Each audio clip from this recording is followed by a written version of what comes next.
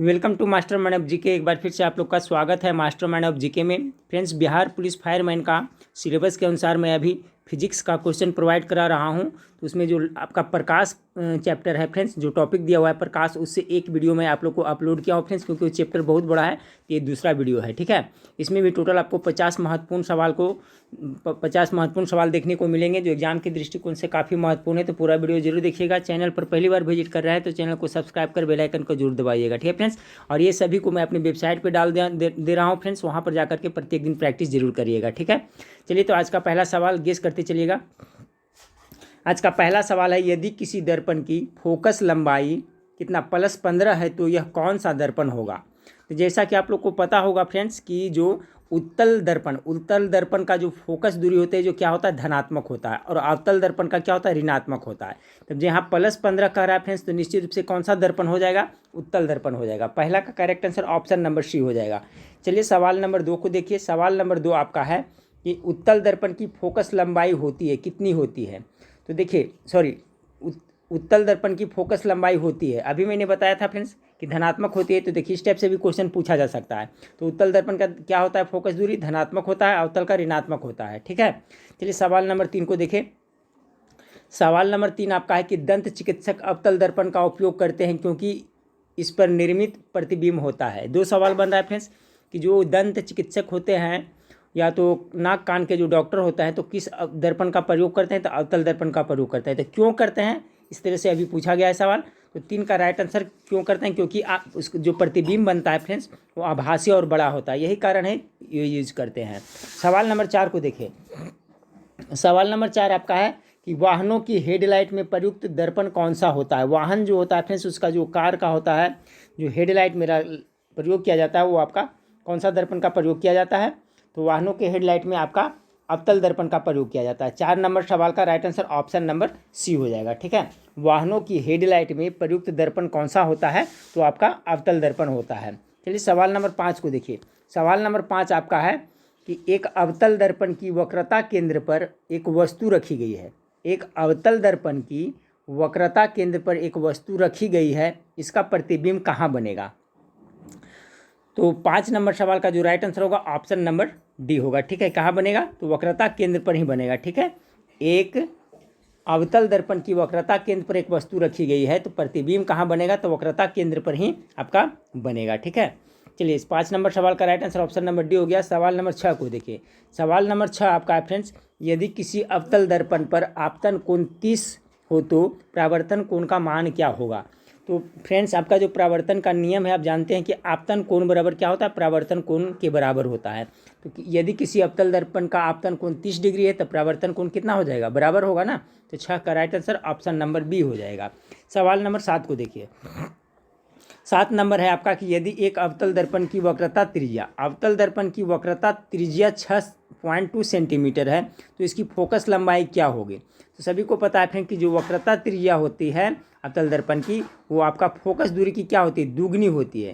तो इसका फोकस दूरी क्या हो जाएगी, इसकी आधी हो जाएगी, यानी ऑप्शन नंबर 7 का सी इसका करेक्ट आंसर हो जाएगा, ठीक है। याद रखिएगा, वक्रता त्रिज्या है जो हमेशा फोकस दूरी की क्या होती है, दुगनी होती है। तो इसका हाफ हो जाएगा आपका फोकस दूरी, option number C correct answer होगा।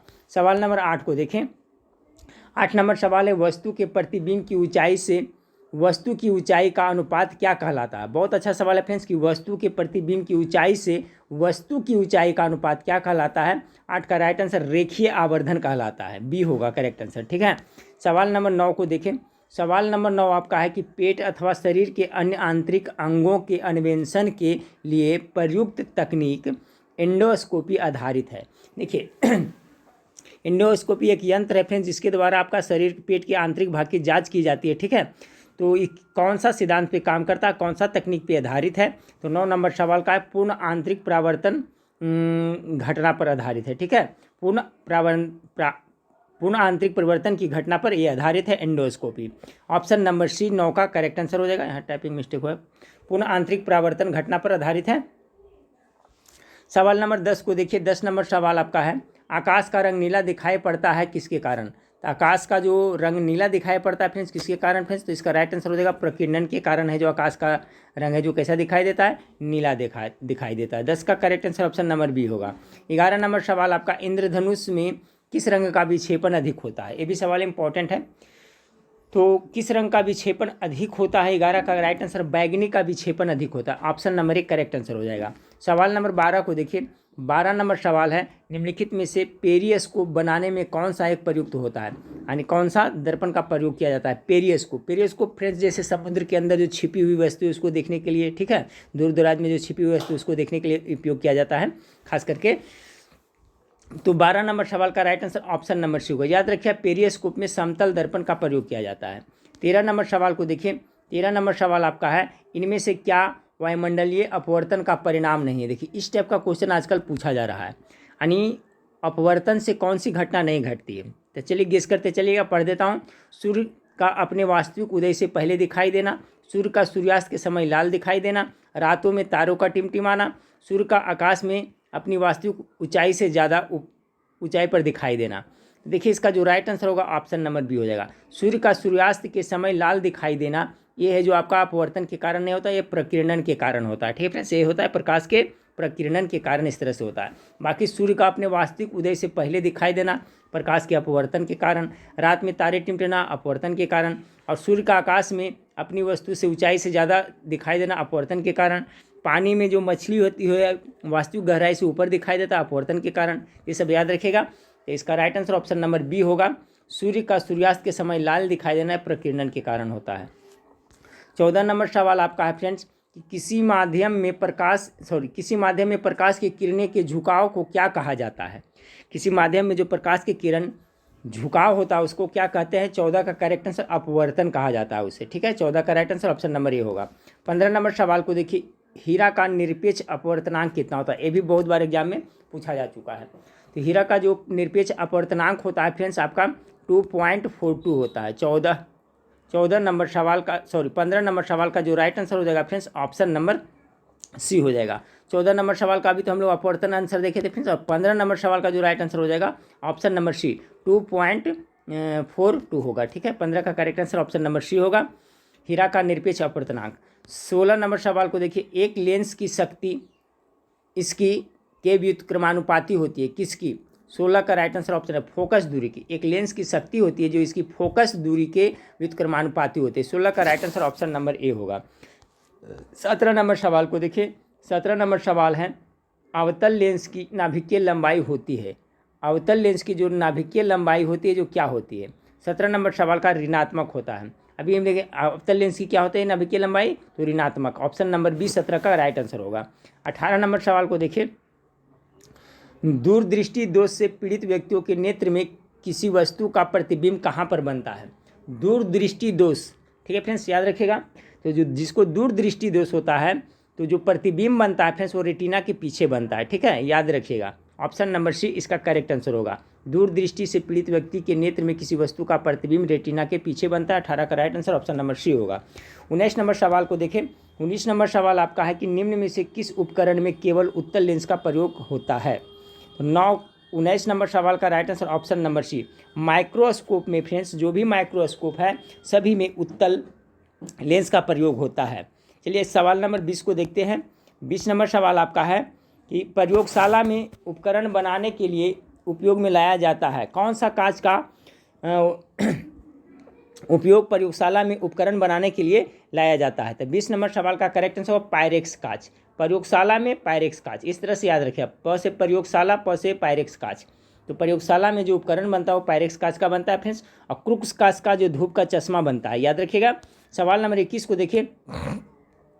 21 नंबर सवाल है कि प्रकाश में ध्रुवण की घटना से यह सिद्ध होता है कि प्रकाश तरंगे। देखिए इससे दो तरह का प्रश्न घुमा फिरा के पूछा जाता है। एक तो पूछा जाता है कि प्रकाश की तरंगे कैसा है, तो पहले वाला वीडियो में करवा चुका हूँ। प्रकाश तरंग है जो अनुप्रस्थ तरंग का उदाहरण है, और ध्वनि तरंग है जो अनुदैर्घ्य का उदाहरण है। अब पूछ रहा है कि प्रकाश में ध्रुवण की घटना से, तो किस घटना से पता चलता है प्रकाश की तरंग अनुप्रस्थ तरंग है?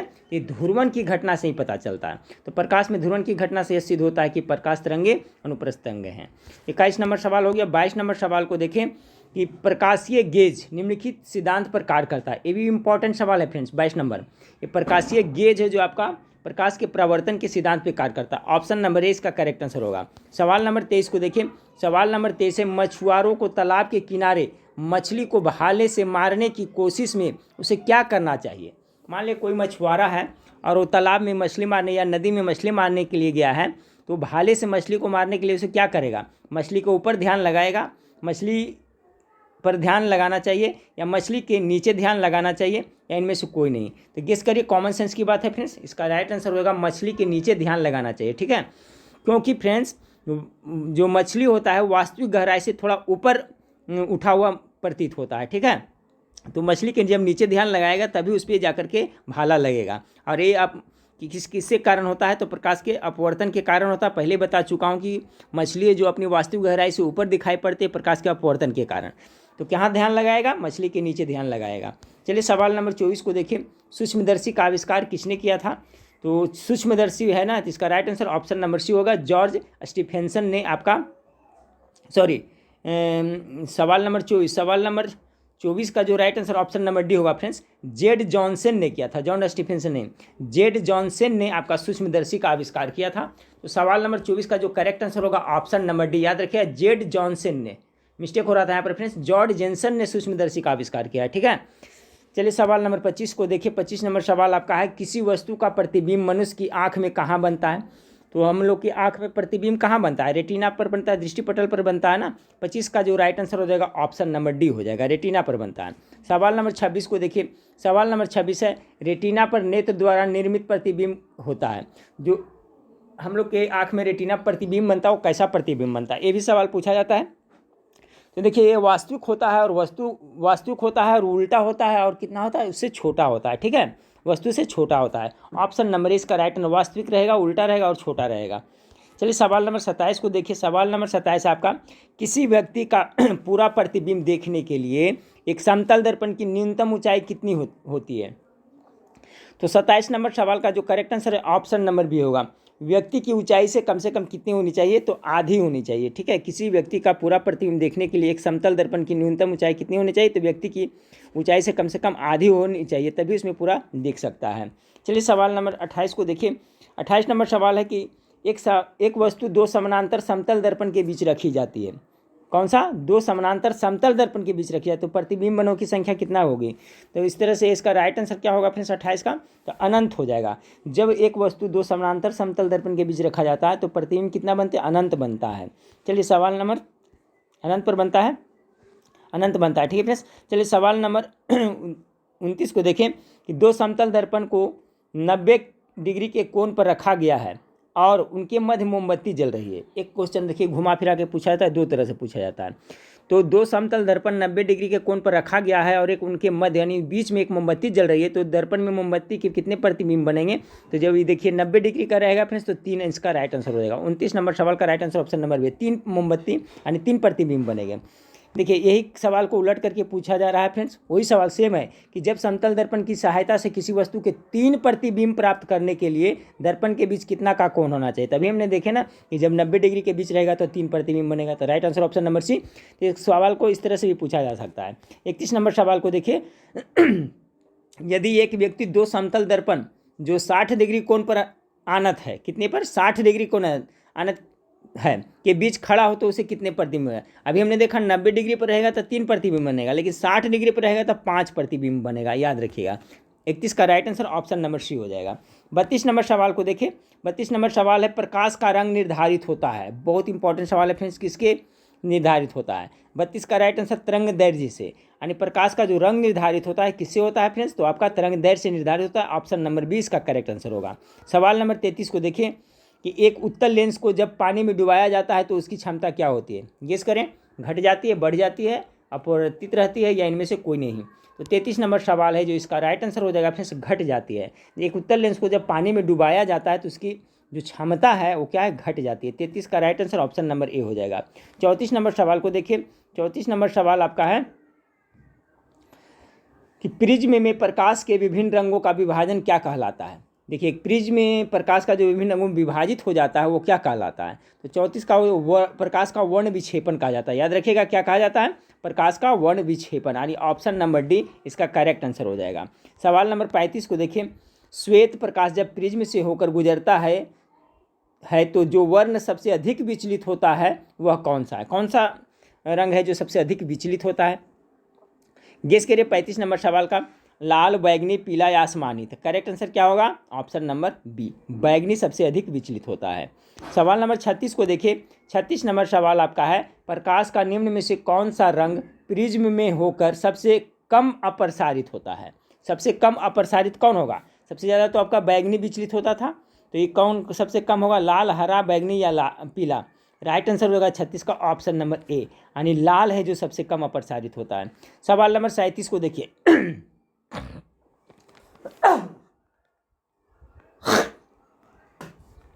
सॉरी फ्रेंड्स, खांसी आ रही थी। 37 नंबर सवाल को देखें। 37 नंबर सवाल आपका है, 3 मूल रंग है, तो 3 मूल रंग कौन कौन है? पहले भी ट्रिक से मैं बता चुका हूँ फ्रेंड्स, क्या याद रखना है आप लोग को?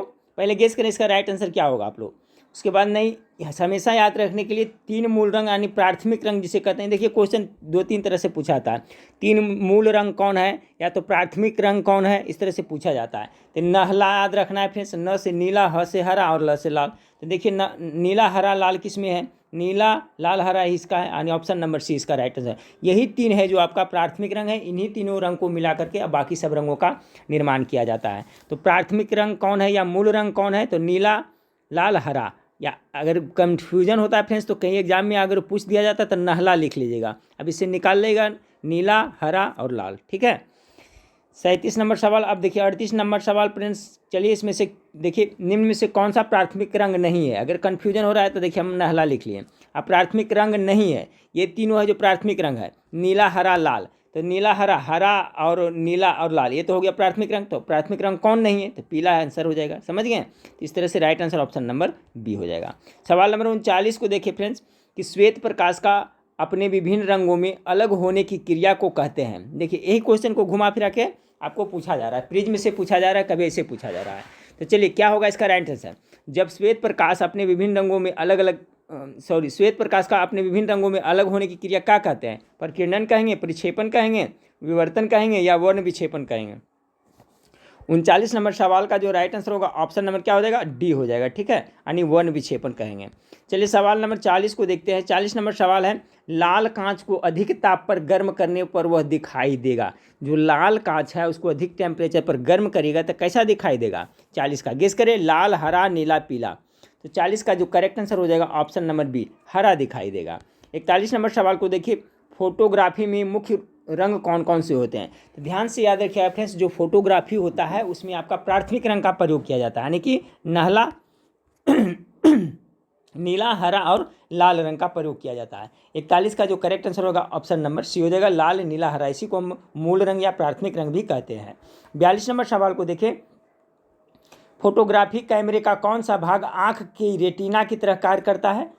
तो कौन सा करता है? तो आपका फिल्म ना। 42 का क्या होगा? Right answer option number D हो जाएगा, फिल्म।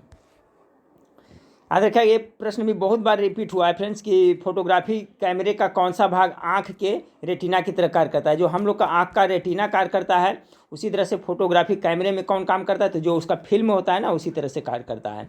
चलिए सवाल नंबर 43 को देखें, आँख के किस भाग द्वारा आँख में प्रवेश करने वाले प्रकाश की मात्रा नियंत्रित होती है? ये बिहार पुलिस में पूछा हुआ सवाल है फ्रेंड्स, अभी जो हाल ही में हुआ था एग्जाम 2021 में हुआ था, उसमें एक सवाल आया था कि आँख में जो आपका आँख के किस भाग द्वारा आँख में जो प्रवेश करता है प्रकाश उसको नियंत्रित किया जाता है, तो उसको क्या कहेंगे फ्रेंड्स? गेस करें, रेटिना, कॉर्निया, आइरिस या आईबॉल। तो देखिए इसका right answer option number C iris. इसको हिंदी में क्या कहते हैं? परितारिका कहते हैं, याद रखिए, परितारिका कहते हैं हिंदी में, इसको ये भी याद रखिएगा। तो सवाल नंबर 43 का right answer option number C iris या आपका परितारिका।